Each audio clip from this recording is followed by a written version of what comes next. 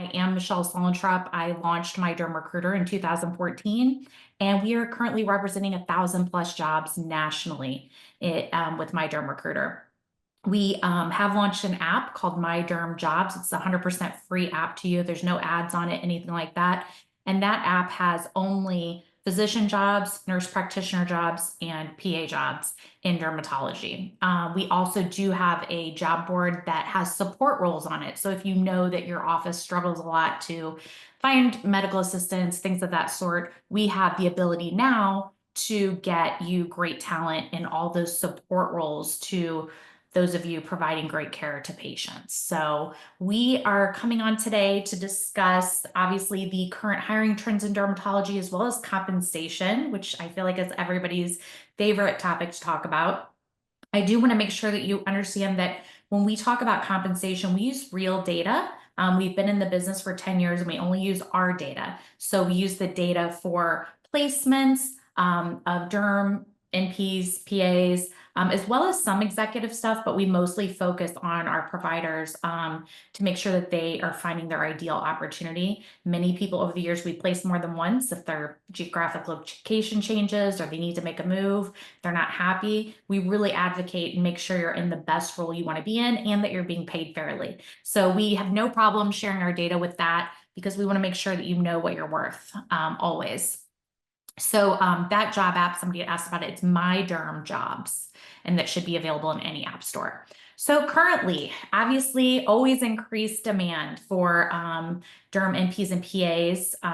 You know that over the last decade, we've seen more awareness of skin cancer, more awareness of skin conditions, more biologics to serve those communities that need that assistance. And we've just seen a huge demand in the specialty nationally. Some hotspot areas I'll talk to you about a little bit later, but in general, nationwide, we always need more providers taking care of our patients when it comes to dermatology. So obviously we believe in that team-based care, putting NPs and PAs right up there with physicians. We focus obviously on derm skills, aesthetics, procedural dermatology are becoming more and more important. Anything Botox, fillers, toxins, anything laser related, all of that stuff is growing in popularity. And you see a lot more of your patients reaching out for those type of services on their own rather than necessarily a recommendation from their healthcare provider. So you have a lot more of those type of experience. We used to talk about only academics and private practices. Now we have academics, private practices, PE groups. We have also retail medicine. So a lot of different areas to look at and figure out what you think is important and what the best role for you is. We do that a lot by learning about your work-life balance, what you're looking for, what you need in your job, whether it's now you needed something and in 3 years you need something different. We help you navigate that stuff and find the best fit for you so that you're getting to work and take care of patients in an environment that you love and thrive in. So that's really our motive, period, is make sure you're in the job that you want to be in. Current hiring trends, these are exactly from our database. So these are the placements by type of practice that My Derm Recruiter has made. We look at the numbers. We don't look at the time frame because we think there's more value in you knowing the last 10 placements versus the last 100 placements that we've made. So that means that these are people that have come through our recruitment process. We've placed them in an opportunity. They've taken the job, they've started practice, and they've been working there typically at least 120 days or more. We have very little fall-offs on the positions that we place practitioners in. So our last 10 placements shows you private practice was high on the list last year and up through even this year. Private equity, it was smaller.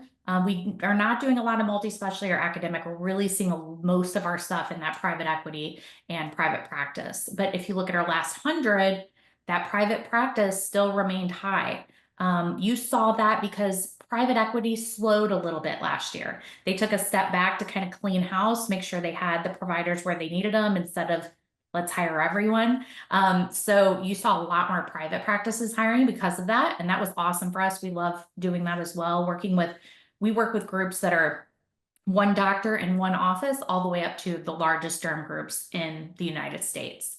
So you'll see that about half of out of that last 100 placements, 36 were with the private equity and one was with the multi-specialty. So most of our business are in those two verticals. We also like to show you where we're making placements at. So we did our last 100 placements based on the states that we most hired in. It's not really a surprise that we call them the sun states, right? Is where we do most of our placements at in dermatology because there's a big need. So Florida, California, Arizona, Texas, and then North Carolina and Ohio and Illinois, that Midwest, and then all East Coast stuff, that was a little bit different for us this year. To throw North Carolina and Ohio in there. So that was simply a factor that people wanted to go there. Not necessarily that we had more jobs there. So that's an interesting thing I'll get to next. But that kind of shows you where those placements were at. So compensation trends in dermatology. So we've seen that really compensation for NPs and PAs has nationalized. Yes, there are pockets in certain areas, high population cities like New York City, maybe Los Angeles, that are a little different, nuanced. But for the most part, we're seeing that more of a national number, which is a good thing because it's going up. So obviously you guys are typically earning, salaries plus a bonus performance. That has not really changed.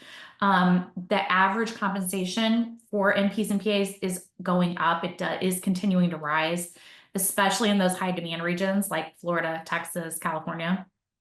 Opportunity for additional income through aesthetics, cosmetic procedures, consultations, products for sale.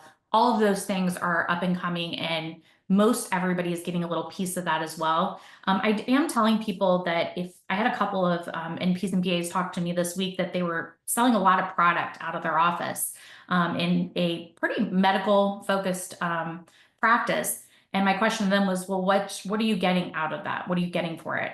And it was nothing. And I said, okay, well, we need to have a conversation because, you need to be making and being compensated for those efforts. So we have a meeting with her to discuss what we see as the average on that type of thing. So let's get to the money part, which is really important. We again like to use this last 10 placements versus our last 100 placements to give you kind of a well-rounded view of what we're seeing out there. So of our last 10 placements, the average salary, so we're only talking about salary right here, was 152,000. That's gone up a little bit. That's awesome. It was great to see. The lowest that we pulled out of that list was 105 plus 25% of collections. That was a little bit of a nuanced position in a brand new NPPA as well. The highest we saw on the base in the last 10 placements was 185,000.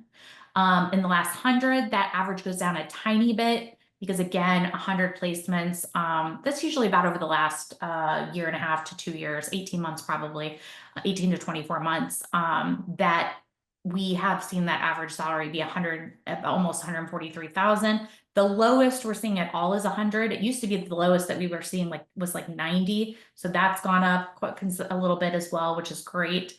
The highest that we saw in the last 100 placements was a $250,000 base salary.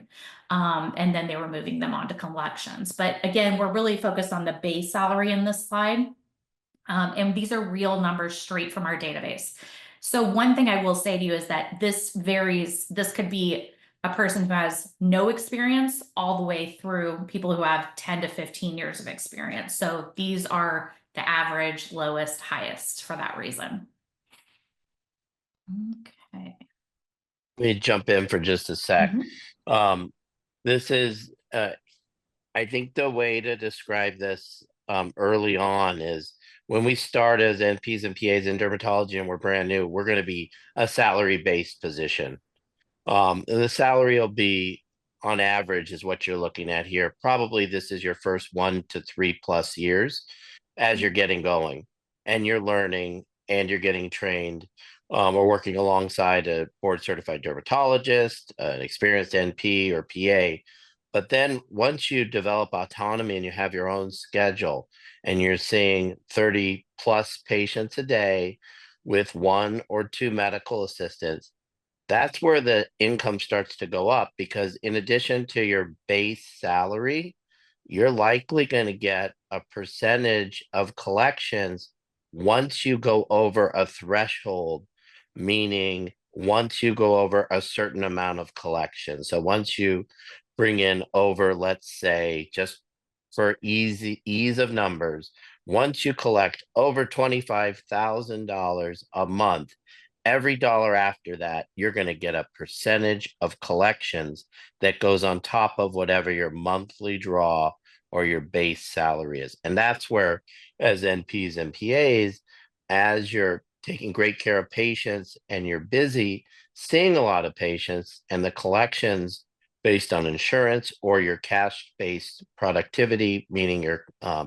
cosmetics come in, as those collections go up, that's when you really have the opportunity to push your income level up beyond 150, beyond 250, beyond 300 to 350, and upwards of five to $600,000. But starting out the first few years is where you're talking about a salaried opportunity in a full-time position, and then moving on with experience and autonomy and safety based on good training, you really have an opportunity to do well in this specialty.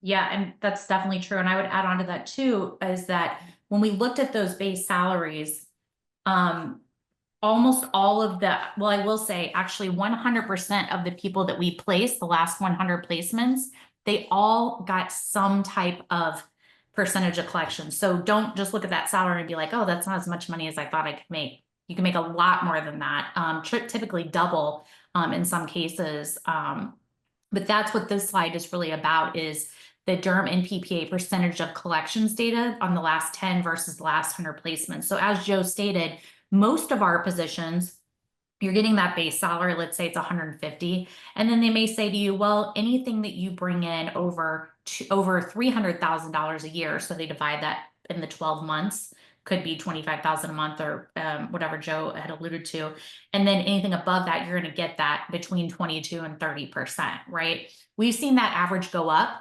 Last year, when we looked at our placements, they were really in that like 24% all the way up to 32%. And that hasn't changed. When you look at this, you may think, oh, well, this says less. Well, again, look, last 10 placements were 22 to 30%.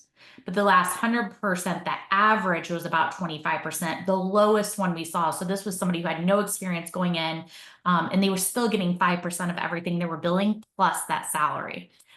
So the highest one that we saw was 33% of total collections that they were getting, plus a little a salary associated with that, like a minimum, which was very high, because usually you'll say, I'm going to get a salary or a straight percent of collections, and then anything 30% and over, they're like, well, that's what you're getting. You're not getting a base. In this case, they did have a small base as well. And we did see our highest multi-year in the last 100 placements is that they were getting about 30% of their total collections.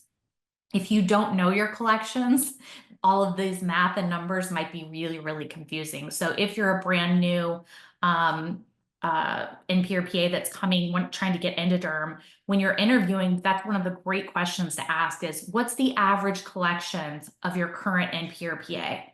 Boy, what a game changer that could be for you when you're interviewing. Because if practice A, the average collections is, well, they're bringing in about 600,000 annually, and practice B is bringing in about $1 million annually.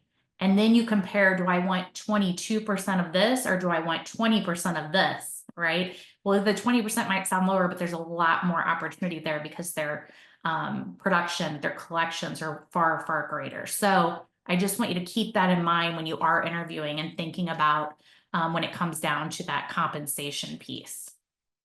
It's really important. We do, we've done a webinar on this before with Joe that talks a little bit more about that in detail, and that is on the Dermalorian. It's excellent, excellent to listen to as well.